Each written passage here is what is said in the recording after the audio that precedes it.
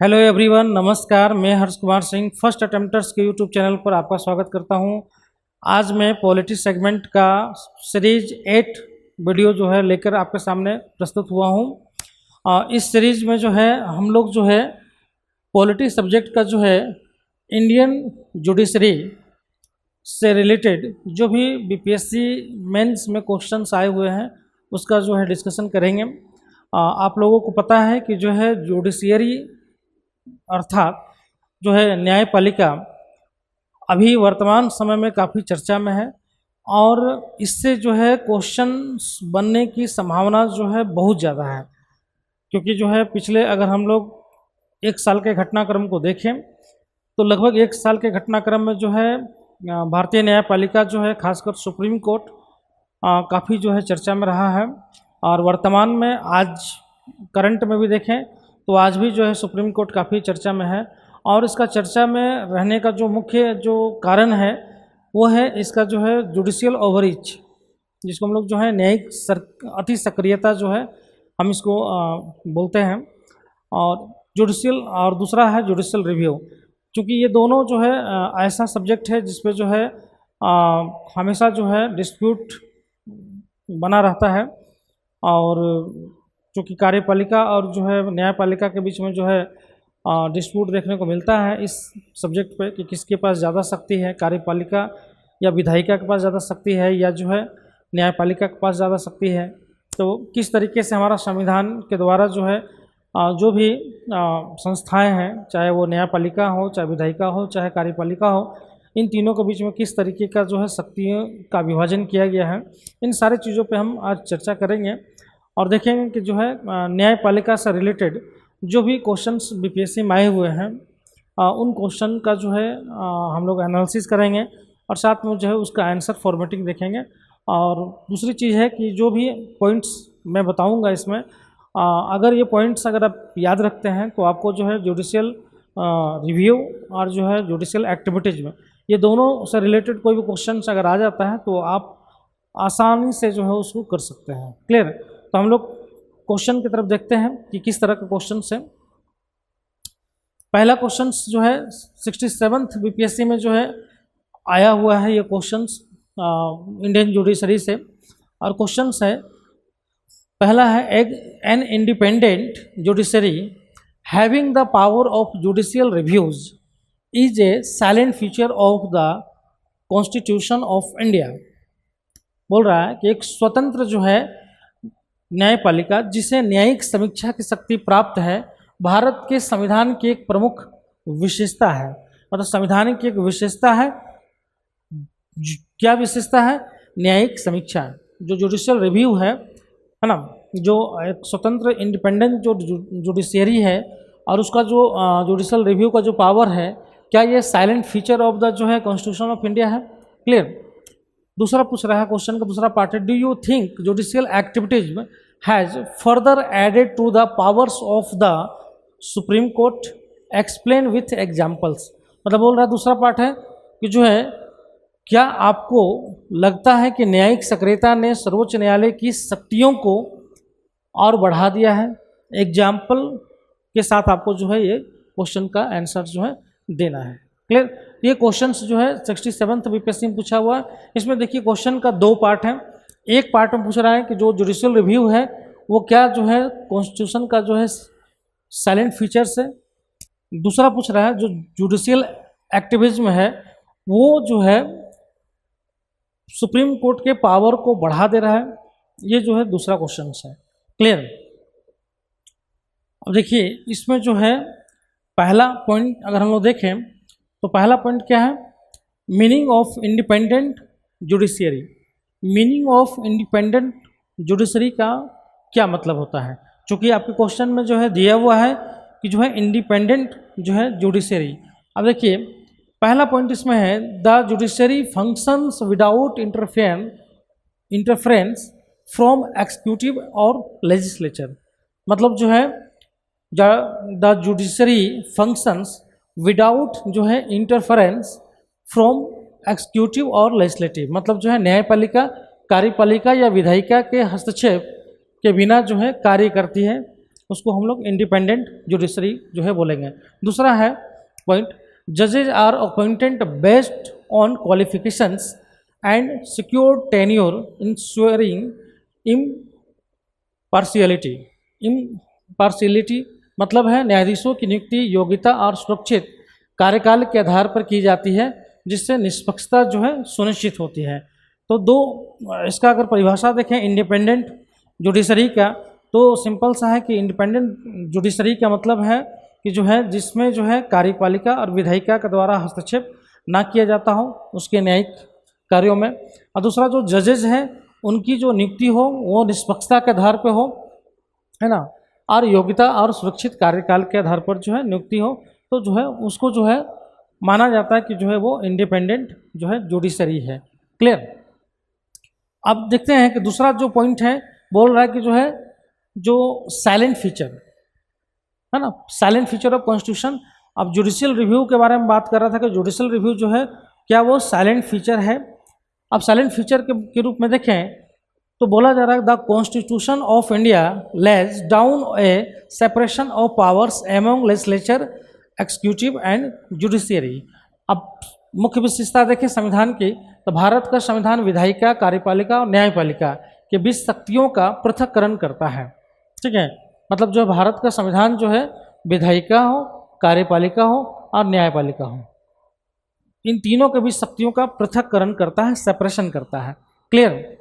And independent judiciary is essential to maintain this balance. इस संतुलन को बनाए रखने के लिए एक स्वतंत्र न्यायपालिका जो है क्या है, आवश्यक है। ये जो है एक तरह से संविधान की मुख्य विशेषता है, साइलेंट फीचर ऑफ कॉन्स्टिट्यूशन है कि जो है सेपरेशन ऑफ पावर्स जो है वो तीनों शक्तियों के बीच में बटा होना चाहिए, और जो है तीनों शक्तियों को बैलेंस्ड करने के लिए जो है एक स्वतंत्र जो है न्यायपालिका होना आवश्यक है।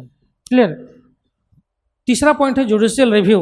अब जुडिशियल रिव्यू जो है क्या है, साइलेंट फीचर के अंतर्गत आता है, क्योंकि न्यायपालिका की विशेषता अगर ये है, ठीक है, तो साइलेंट फीचर के रूप में कॉन्स्टिट्यूशन में चूंकि दिया है, प्रोविजन किया गया है जुडिशियल रिव्यू के बारे में, या कहीं पे वैसा जो है जिक्र किया गया, इस चीज़ को हमको देखना पड़ेगा। तो न्यायिक समीक्षा देखें तो बोला गया judicial review is the power of the judiciary to examine laws and executive actions. मतलब जो है न्यायिक समीक्षा न्यायपालिका की कानूनों और कार्यकारी कार्यों की जांच करने की शक्ति है। मतलब यह है जो जुडिशियल रिव्यू जो है क्या है, ये न्यायपालिका की कानूनों और जो है कार्यकारी जो कार्य है उसकी जो है जांच करने की एक पावर है। If found unconstitutional the court can strike them down. मतलब है अगर असंवैधानिक पाया जाता है तो अदालत उससे उन्हें रद्द कर सकती है। क्लियर। तो जुडिशियल रिव्यू एक तरह से क्या है कि कोई भी ऐसा कार्य या कोई भी ऐसा विधि, ठीक है, कोई भी ऐसा विधि है, कोई भी ऐसा जो है कार्यकारी जो है आदेश है, अगर वो जो है अनकॉन्स्टिट्यूशनल अगर है तो कोर्ट जो है या न्यायपालिका जो है उसको क्या करती है, उसको जो है रद्द कर देती है, रद्द कर सकती है। ये जो है उसके पास पावर है। क्लियर। चौथा देखें गार्जियन ऑफ द कॉन्स्टिट्यूशन, संविधान का संरक्षण। अब यहाँ पे बोल रहा है the judiciary ensures that no law or action violates constitutional principle. मतलब न्यायपालिका यह सुनिश्चित करती है कि कोई भी कानून या कार्रवाई संवैधानिक सिद्धांतों का उल्लंघन नहीं करे। ठीक है, तो इसलिए जो है न्यायपालिका का ये काम है कि संवैधानिक जो सिद्धांत है, प्रिंसिपल्स है, उसको जो है इंश्योर करे। क्लियर। इंश्योर करने का काम करती है। उसके अलावा जो है इस शक्ति के माध्यम से नागरिकों के मौलिक अधिकारों की रक्षा भी करती है। मतलब जो है protects fundamental rights of citizens through this power. मतलब जो है इन पावर का जो है प्रयोग वो करती है, और इस पावर का प्रयोग जो है किस आधार पर करती है कि जो है वो कॉन्स्टिट्यूशनल जो प्रिंसिपल है उसको जो है प्रोटेक्ट करती है, और दूसरा जो फंडामेंटल राइट है उसको भी प्रोटेक्ट करती है। इसलिए जो है सुप्रीम कोर्ट को जो है संविधान का जो है संविधान का संरक्षक भी जो है कहा जाता है। क्लियर। नेक्स्ट है चेक्स एंड बैलेंस, जांच और संतुलन। ठीक है, एक तरह से क्या है सरकार की मनमानी शक्तियों पर जो है अंकुश लगाने का ये काम करती है। अब ये क्या है, न्यायपालिका जो है इस शक्ति का प्रयोग जो है एक तरीके से क्या करती है कि जो मनमानी जो शक्ति का प्रयोग जो है सरकार के द्वारा की जाती है, ठीक है, तो उसको जो है अंकुश लगाने का जो है क्या करती है, प्रयास करती है, और देश में जो है कानून का शासन बनाए रखती है, मतलब जो है मेंटेन्स रूल ऑफ लॉ, ठीक है, rule of law in the country, ठीक है। तो ये जो है सुप्रीम कोर्ट का जो है एक ये जो है एक तरह से अगर हम देखें तो इसके माध्यम से जो है वो क्या करती है कि जो है चेक एंड बैलेंस जो है बना कर रखती है, ठीक है। अब कुछ जो है केसेस है, लैंडमार्क केसेस है, ऐतिहासिक मामले हैं जो स्थापित करती है जुडिशल रिव्यू के चीज़ों को। जिसमें Kesavananda Bharati versus state of Kerala 1973, और इस केस में जो है बेसिक स्ट्रक्चर डॉक्ट्रिन के जो है बात किया गया, सिद्धांत स्थापित की गई, मूल संरचना सिद्धांत की जो है स्थापना की गई, ठीक है, established the basic structure doctrine, clear. दूसरा है Minerva Mills versus Union of India 1980, ठीक है, इसमें जो है reformed judicial review as part of the basic structure, मतलब जो है जुडिशियल रिव्यू को जो है बेसिक स्ट्रक्चर का पार्ट माना गया, ठीक है, संविधान का बेसिक स्ट्रक्चर। इसका मतलब क्या हुआ, इसका मतलब हुआ कि जो है जो जुडिशियल रिव्यू जो है वो जो है संविधान की एक विशेषता है। क्यों? क्योंकि जो है ये इसको कोर्ट ने भी जो है उसने जो है इसको एक तरह से साइलेंट फीचर के रूप में जो है माना है, क्लियर। और सातवां देखें, public trust, independence and review powers build public confidence in the justice system, मतलब जो है स्वतंत्रता और समीक्षा शक्तियाँ न्याय प्रणाली में जनता का विश्वास को क्या करता है, बढ़ाता है, क्लियर। तो ये जो है जुडिशियल रिव्यू का जो भी की पॉइंट था वो हम बता दिए, और की पॉइंट के माध्यम से ये बताने का प्रयास किए कि जो जुडिशियल रिव्यू है वो एक तरीके से जो है संविधान का जो साइलेंट फीचर है उसके अंतर्गत माना जा सकता है, क्लियर। नेक्स्ट देखें, दूसरा पार्ट जो क्वेश्चन का है वो है जुडिशियल एक्टिविटीज्म, ठीक है। तो जुडिशियल जो है एक्टिविज्म जो है ये क्या है, न्यायिक सक्रियता, क्लियर, न्यायिक सक्रियता। तो पहले हम समझते हैं कि व्हाट इज जुडिशियल एक्टिविज्म, ठीक है, क्या है जुडिशियल जो है एक्टिविज्म क्या है। तो न्यायिक सक्रियता जो है न्याय को बढ़ावा देने में न्यायपालिका द्वारा निभाई गई सक्रिय भूमिका को संदर्भित करती है, खासकर जब विधायिका या कार्यपालिका कार्रवाई करने में विफल रहता है। मतलब इसका मतलब हुआ कि जब कार्यपालिका और विधायिका दोनों अपने कार्यों को करने में विफल होता है तो ऐसी स्थिति में न्यायपालिका जो है विधायिका और कार्यपालिका इन दोनों के कार्यों को अपने हाथों में ले लेता है, क्लियर। इसी को हम लोग बोलते हैं जुडिशियल एक्टिविज्म। अब देखिए यहाँ पे हाउ जुडिशियल एक्टिविज्म जो है एक्सपेंडेड सुप्रीम कोर्ट पावर, मतलब न्यायिक सक्रियता ने सर्वोच्च न्यायालय की शक्तियों को विस्तार कैसे किया, ठीक है। तो हम लोग पॉइंट बात समझेंगे कि जो है कैसे जो है इसका न्यायिक सक्रियता ने जो है सर्वोच्च न्यायालय की जो है शक्तियों का विस्तार किया है, क्लियर। पहला है पब्लिक इंटरेस्ट लिटिगेशन PIL, ठीक है, जनहित याचिका।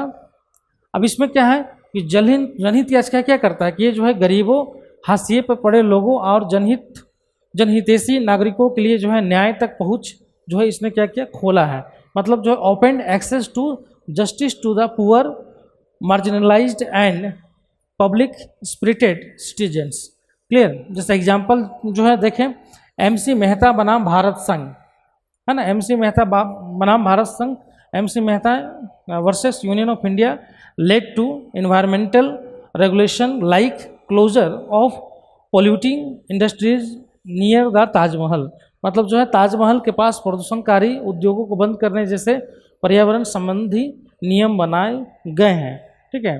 तो एक तरह से जो है जनहित याचिका द्वारा जो है कई जो है ऐसे कार्य किए गए हैं जो जनता के कल्याण से संबंधित हैं, और PIL के माध्यम से जो है कई बार सुप्रीम कोर्ट ने जो है सरकार को या विधायिका को निर्देश भी दिया है।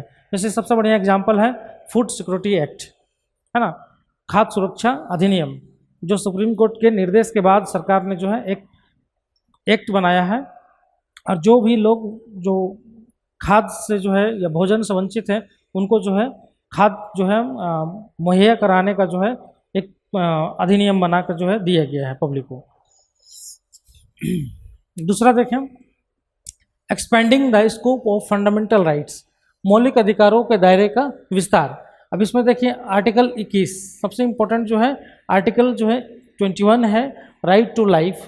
ठीक है, तो जीवन का अधिकार की व्यापक रूप से व्याख्या की गई, जिसमें स्वास्थ्य, स्वच्छता, पर्यावरण, शिक्षा आदि का अधिकार जो है शामिल है। ठीक है, जैसे एग्जाम्पल है ओल्गा टेलिस बनाम बॉम्बे नगर निगम, अनुच्छेद 21 के तहत जो है आजीविका का अधिकार जो है शामिल किया गया है। बहुत सारे केसेस हैं, इसमें आप रेफरेंस दे सकते हैं, बहुत सारा केसेस है कि जो है उसने जो है आर्टिकल जो है 21 को क्या किया कि जो है विस्तार कर दिया है। ठीक है, और जिससे जो है सुप्रीम कोर्ट की शक्तियों का भी जो है विस्तार होते चला गया है। तीसरा देखें, directive principles enforced through judicial interpretation.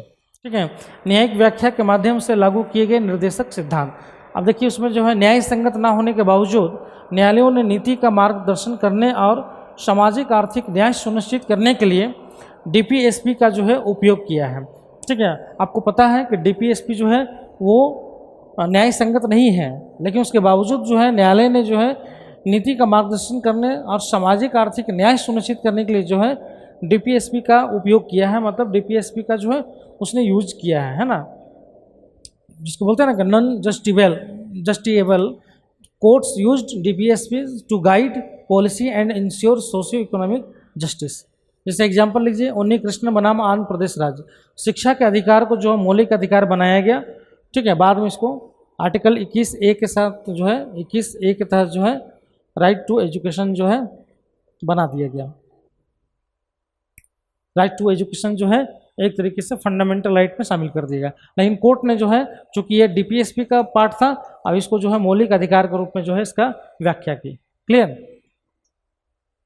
Next देखें, चेक ऑन एक्सिक्यूटिव पावर, कार्यकारी शक्तियों पर नियंत्रण। अब इसके माध्यम से जो है वो क्या करती है कि कार्यकारी जो शक्तियां हैं उस पर नियंत्रण भी रखती है। ठीक है, उसको निर्देश भी देते रहती है।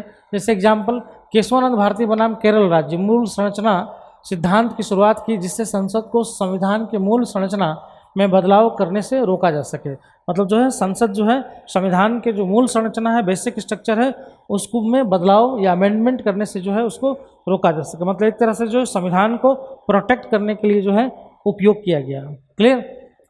100 मोटू एक्शंस, मतलब जो है 100 प्रेरणा से की गई कार्रवाई। सुप्रीम कोर्ट समाचार रिपोर्टों या पत्रों के आधार पर अपने आप जो है मामले उठाती है।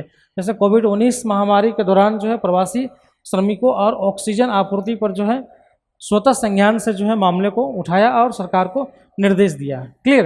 तो एक तरीके से क्या है कि एक तरह से सरकार जो सुप्रीम कोर्ट है, कोई जरूरी नहीं कि जो वहाँ पे केसेस कोई करेगा तभी जो है सुप्रीम कोर्ट जो है उसका जो है मामले को देखिए, बल्कि कभी कभी जो है सुप्रीम कोर्ट जो है स्वतः संज्ञान भी ले लेती है। 100 प्रेरणा या कहीं पर न्यूज में उसने देखा या कोई रिपोर्ट, उसके आधार पर भी जो है वो क्या करती है कि जो है वो सरकार को निर्देश देती है या कोई डिसीजन दे सकती है। ठीक है। अब नेक्स्ट हम लोग का है क्रिटिसिज्म ऑफ जुडिशियल एक्टिविटीज। अब न्यायिक सक्रियता की आलोचना भी होती है। ठीक है।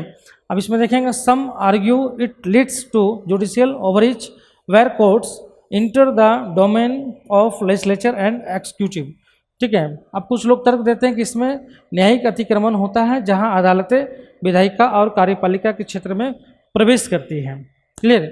जैसे उदाहरण के लिए पटाखों पर प्रतिबंध लगाने या त्योहारों को विनियमित करने की आलोचना की गई है।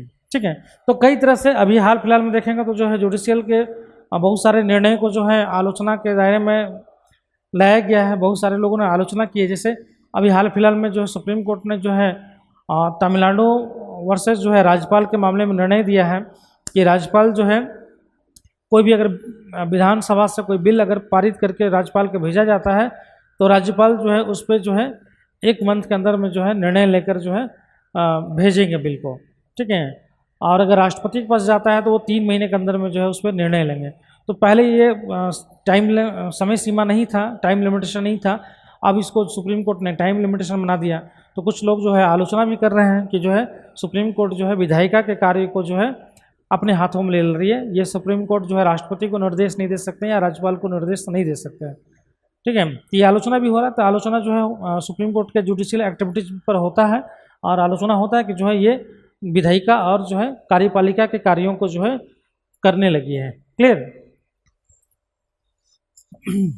अब इसमें कंक्लूजन है आपका हम लोग इसको बोल सकते हैं कि हाँ, न्यायिक सक्रियता ने सुप्रीम कोर्ट की शक्तियों को काफ़ी विस्तार किया है, जबकि इसने अधिकारों की रक्षा और जवाबदेही को बढ़ावा देकर लोकतंत्र का मजबूत किया है। इसे शक्तियों के पृथक्करण का सम्मान करने के लिए भी संतुलित होना आवश्यक है। मतलब है कि जो शक्तियों का पृथक्करण जो संविधान में दिया गया है, तो उसमें जो है न्यायिक सक्रियता अच्छी बात है, लेकिन बहुत ज़्यादा अति न्यायिक सक्रियता अगर होता है तो फिर ये जो शक्तियों का जो संतुलन है वो बिगड़ जाता है।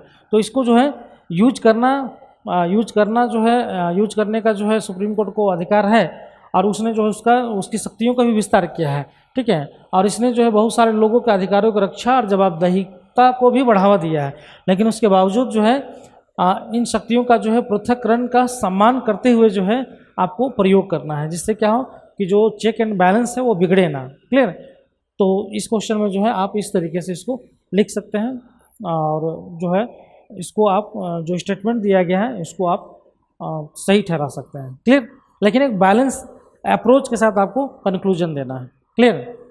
चलो, अभी दूसरा क्वेश्चन हम लोग का है कि जो है explain the judicial review jurisdiction of the Supreme court of India. मतलब भारत के सर्वोच्च न्यायालय के न्यायिक पुनर्वलोकन क्षेत्राधिकार को स्पष्ट कीजिए। बहुत सीधा साधा क्वेश्चन है, ठीक है। इसमें जो है 68 यूपीएससी में क्वेश्चन पूछा हुआ है, और बोला गया कि जो है जुडिशियल जो रिव्यू है उसका जुरिडिक्शन जो है क्या है उसके बारे में बताइए। सिंपल सा है कि इसका पहला डिफिनेशन हमने बता दिया है, ठीक है, कि judicial review is the power of the judiciary to review laws, executive actions and constitutional amendments to determine their validity and constitutionality. ठीक है, मतलब है कि जो है न्यायिक समीक्षा न्यायपालिका की वह शक्ति है जो कानूनों, कार्यकारी कार्यों और संवैधानिक संशोधनों की समीक्षा करके उनकी वैधता और संवैधानिकता निर्धारित करती है। ये इसका पहले हम लोग न्यायिक जो समीक्षा है उसके बारे में जो है इंट्रोडक्शन दे देंगे, उसके बारे में बताएंगे क्या है वो। ठीक है, उसके बाद जो है इसका हम लोग पॉइंट देखते हैं कि जो है किस तरीके से जो है ये इसका जो है रिव्यू का जो है इम्पोर्टेंस है किस तरीके का। तो पहले देखें कॉन्स्टिट्यूशनल बेसिस पे देखें, संवैधानिक आधार पे तो स्पष्ट रूप से उल्लेख नहीं किया गया है। जुडिशियल रिव्यू वर्ड का जो है स्पष्ट रूप से जो है उल्लेख नहीं किया गया, लेकिन अगर देखेंगे अनुच्छेद 13, 32, 131, 136, 143, 226 और 246 ये सब आर्टिकल्स है। इन आर्टिकल्स के माध्यम से जो है न्यायिक समीक्षा का आधार जो है प्रदान किया जाता है। मतलब बेसिस अगर देखें तो जो है आर्टिकल 13, 32, 131, 136, 143 और 226 and 246 provided the basis for judicial review. ये जो है जुडिशियल रिव्यू जो है प्रोवाइड करता है। क्लियर। नेक्स्ट देखें आर्टिकल 13 मौलिक अधिकारों को उल्लंघन करने वाले किसी भी कानून को जो है असंवैधानिक जो है घोषित कर सकती है, शून्य घोषित कर सकती है। Article 13 declare any law violating fundamental right as void. Clear. दूसरा देखें टाइप्स ऑफ जुडिशियल रिव्यू। अब जुडिशियल रिव्यू को हम लोग टाइप्स देखें, इंपॉर्टेंट है ये वाला। ठीक है, तो जुडिशियल रिव्यू को टाइप क्या है? लेजिस्लेटिव रिव्यू, एक्जीक्यूटिव रिव्यू और जुडिशियल रिव्यू। ठीक है, judicial review of constitutional amendments. Clear. तो देखो ये क्या है? लेजिस्लेटिव रिव्यू देखें तो examines validity of laws passed by parliament of state legislature. मतलब जो है विधायी समीक्षा संसद या राज्य विधानसभाओं द्वारा पारित कानूनों की वैधता की जांच करती है। ठीक है, मतलब संसद या राज्य के विधानसभा द्वारा कोई भी कानून पारित किया जाता है तो उसकी वैधता जांच करती है कि संविधान के अनुसार है या नहीं है। दूसरा कार्यकारी समीक्षा, एक्जीक्यूटिव रिव्यू। ठीक है, तो सरकार के कार्यों या आदेशों की जो है जांच करती है। कोई भी सरकार जो है कार्य जो है कोई कार्य करती है या आदेश निकालती है उसकी जो है वो जांच करती है। उसके बाद है संवैधानिक संशोधनों की न्यायिक समीक्षा। ये सुनिश्चित करती है कि संशोधन मूल संरचना का उल्लंघन तो नहीं कर रही है। मतलब जो है कॉन्स्टिट्यूशनल अमेंडमेंट देखें तो ensures amendments to not violate the basic structure. मतलब जो है बेसिक स्ट्रक्चर का कोई भी अगर अमेंडमेंट किया जाता है तो उसको वो समीक्षा करती है, रिव्यू करती है कि बेसिक स्ट्रक्चर का उल्लंघन तो नहीं हुआ हो। अगर बेसिक स्ट्रक्चर का उल्लंघन होता है तो फिर उसको जो है इलीगल जो है या अनकॉन्स्टिट्यूशनल जो है घोषित कर देती है। अगर नहीं हो रहा तो उसको कॉन्स्टिट्यूशनल घोषित कर देती है। क्लियर। नेक्स्ट देखें स्कोप एंड एक्सटेंड, दायरा और विस्तार। सुप्रीम कोर्ट निम्नलिखित मामलों की समीक्षा कर सकती है। ठीक है, सेंट्रल एंड स्टेट लॉज, केंद्रीय और राज्य कानून, उसके बाद ऑर्डिनेंस, ठीक है, अध्यादेश, चाहे ये प्रेसिडेंट का हो चाहे ये जो है गवर्नर का हो, इन दोनों की समीक्षा कर सकती है। कॉन्स्टिट्यूशनल अमेंडमेंट, संवैधानिक संशोधन की समीक्षा कर सकती है। एडमिनिस्ट्रेटिव डिसीजंस, प्रशासनिक निर्णय, इन सब की जो है सुप्रीम कोर्ट क्या करती है, रिव्यू कर सकती है, ठीक है। तो इसका दायरा विस्तार क्या, जुरिडिक्शन कहाँ पर है सुप्रीम कोर्ट का, जुरिडिक्शन कहाँ पर है, central and state laws, ordinance, constitutional amendment और एडमिनिस्ट्रेटिव जो है डिसीजंस। ये सुनिश्चित करता है कि वो भारत के संविधान के अनुरूप हो। ये क्या रिव्यू करती है कि भारत के संविधान के अनुरूप जो भी डिसीजन लिया गया है, जो भी अमेंडमेंट किया गया, जो भी लॉ बनाया गया, ये सब भारत के संविधान के अनुसार हुआ है या नहीं हुआ है, ठीक है। कुछ केसेस देखते हैं, लैंडमार्क जजमेंट, ऐतिहासिक निर्णय। पहला Kesavananda Bharati versus state of Kerala 1973। इसमें जो है बेसिक स्ट्रक्चर डॉक्ट्रिन का जो है सिद्धांत इसमें दिया गया था, है ना, मूल संरचना सिद्धांत इसमें जो है ये किया गया था। दूसरा है Minerva Mills versus Union of India 1980, judicial review is part of the basic structure. Minerva mills बनाम भारत संघ 1980 में जो है न्यायिक समीक्षा मूल संरचना का हिस्सा है, ठीक है, जुडिशियल रिव्यू के बारे में बोला गया था, ठीक है। तीसरा है Golaknath versus state of Punjab, Supreme Court held that parliament can not amend fundamental right. इस केस में बोला गया था कि जो है सुप्रीम कोर्ट ने माना कि संसद मौलिक अधिकारों में संशोधन नहीं कर सकती है, लेकिन बाद में केशवानंद भारती में बोला गया कि जो है संसद जो है पार्लियामेंट अमेंडमेंट कर सकती है, लेकिन जो है बेसिक स्ट्रक्चर में जो है छेड़छाड़ किए बिना। क्लियर। नेक्स्ट है पावर अंडर आर्टिकल 32, अनुच्छेद 32 के तहत जो है इसको पावर मिला हुआ है, ठीक है।